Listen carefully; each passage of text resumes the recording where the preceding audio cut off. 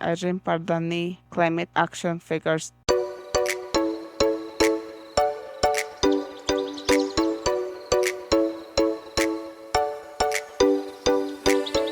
Hello and welcome to the Pi edition, that is Season 3, Episode 1-4 of Climate Action Figures.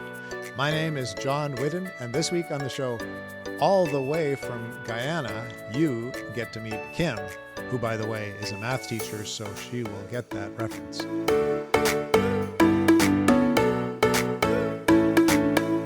We always love to hear from you about the little things you do in your life that help the environment, so please keep sending them in via email or social media. Today's Quick Fix comes to us from Emma, if you remember from episode 6, and Emma said, "I bike as much as possible. I do not always take the quickest route. I often take the most enjoyable path." So thanks for that, Emma, and welcome, Kim. Hello, I am from Guyana. All the way from South Rupununi. Do I pronounce that correctly? Correct. Since we were talking about bicycles, tell us about bicycles in your village. Are bicycles a common thing?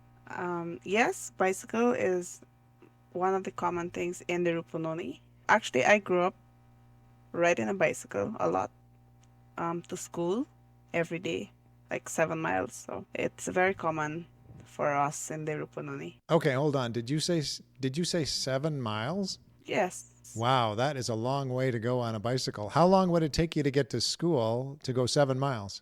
1 hour. So 2 hours per day you rode your bicycle to school and back. Yes. Well, congratulations. You must be very fit. When I was in school, yes, very much. I mean, that was one of the awesome times. Do you still ride a bicycle? Yes, I do at sometimes, but where I work, I am very close to work, so I just have to walk less than 5 minutes. Now, Kim, I did a geography challenge with my students. That's an activity where they had to try to learn a whole bunch of different countries on Earth. And one of the hardest places for them to put on a map was Guyana. So we are going to put a map up on the screen right now for our viewers who are with us on YouTube. And by the way, you are the first guest we have had from South America. So thank you so much for your willingness to share this different perspective with us today. Since we're talking about Guyana, how would you describe the level of concern in your country in regards to climate change? I would say they are concerned, especially in the Rupununi or in the communities.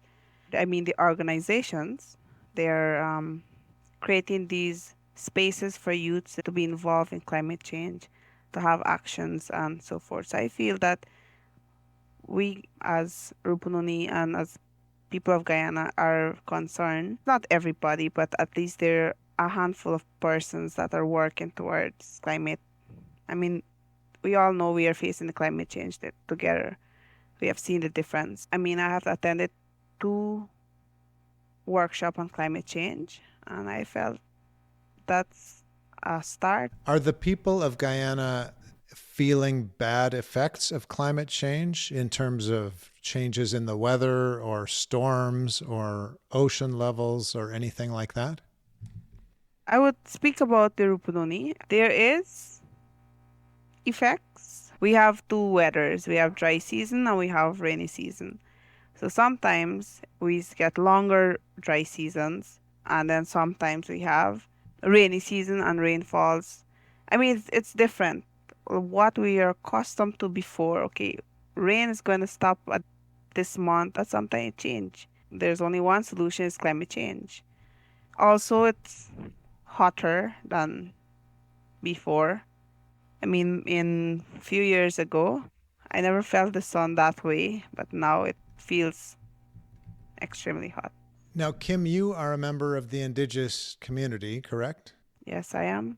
And the language you used in your introduction sounded so beautiful. What is the name of that language? It's Wapishana, one of the tribes in Guyana. So is it a very common language in Guyana or just in your area? It's common only in the South Rupununi, in the south of the Rupununi, because in Rupununi, the region I am from, the Wapishana is mostly in the south. you will hear that language. In Canada, historically, there has been a colonial attitude towards the Indigenous community. And it seems like that is finally getting better, and we're moving toward reconciliation with our Indigenous people. And we are tending now to look to our Indigenous people to help us deal with climate change. Is the situation and history in Guyana very different than that? That's a very good question, I would say. In history, we were British Guyana then, but in 1966, that's when Guyana became independent. Now, the government is helping the indigenous communities, yes, giving them what they call the LCDS funds, the low carbon credit, in order for them to develop their own community and also to work even to support some actions in the community. A couple of weeks ago on the program, we spoke with Free, who has a connection with you that we'll talk about in just a minute. But Free is a member of the North American Indigenous community. And I asked him a question that I would like to ask you now. That is, should we be looking more to Indigenous people when we are trying to find solutions to the climate crisis?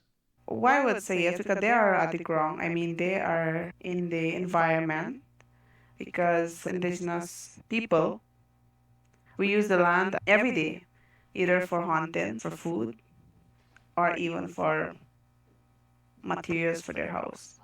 They can also have a more awareness in the communities as well about climate and their actions. It's interesting. Free also spoke about the land, and what he said was Indigenous people know how to take care of their land and their territories. So, would you agree with that?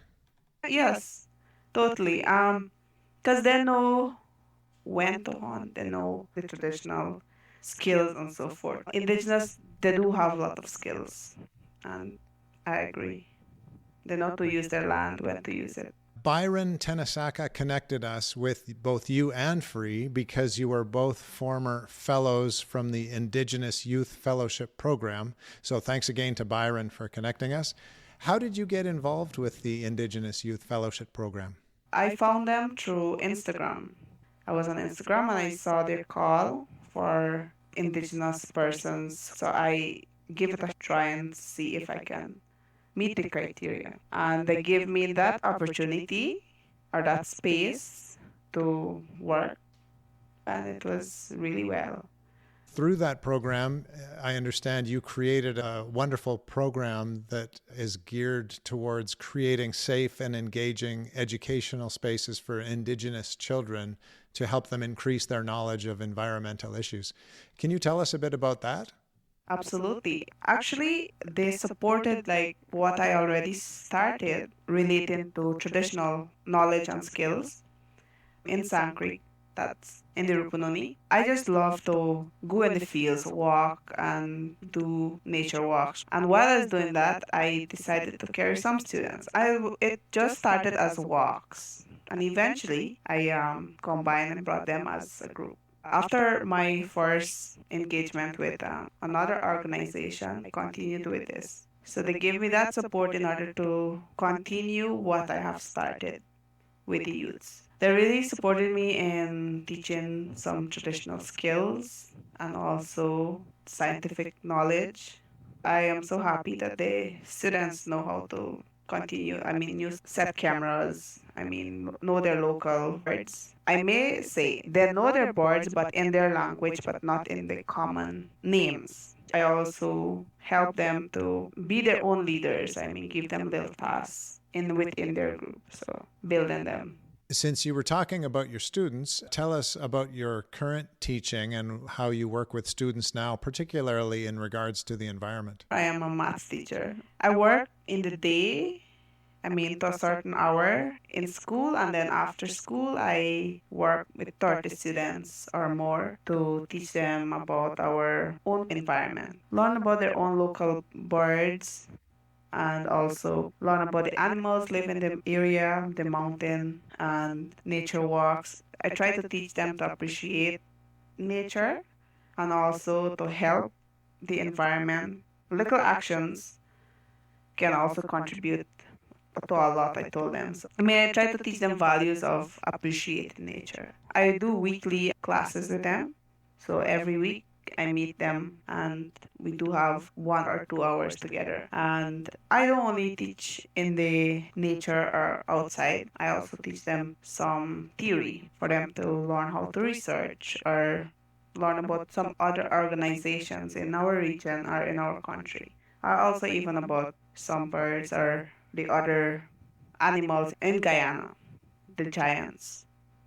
Mostly the things I teach with the club is based in Rupununi, like based in our home. As a math teacher, did you get the pi reference at the beginning of the show? Yes, that's classic. I'm going to use that my next introduction to my students and see if they get it. Oh, perfect. I thought it was pretty interesting that we had a math teacher on season 3, episode 1-4, so that worked out well. Now, you mentioned small things are important. You talked to your students about that.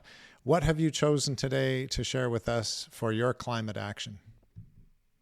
My New Year's resolution, trying to continue it, is use less plastic and have my bag.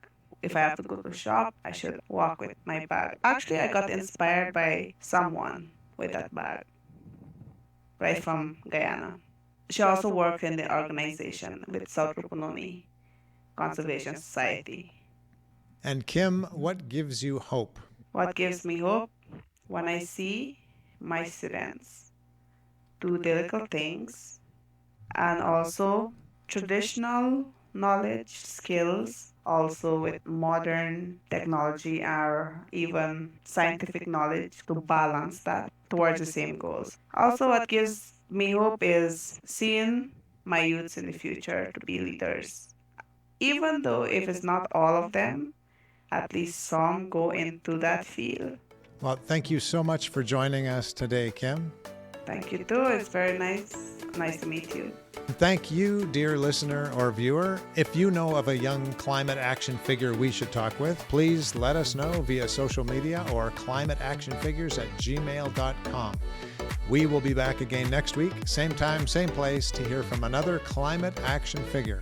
Until then, go figures. Right? Perfect. This has been Climate Action Figures. Our show is produced and hosted by John Whidden. Our creative consultant is Kayla McIntosh. Our theme song is Hawaii Vacation by Tavari. You can find us on Instagram, Facebook, and YouTube at Climate Action Figures. That's all one word. And if you have any other questions or comments that arose from this or any episode, feel free to reach out to us at climateactionfigures@gmail.com. And thank you for listening. We'll be back next week with another Climate Action Figure.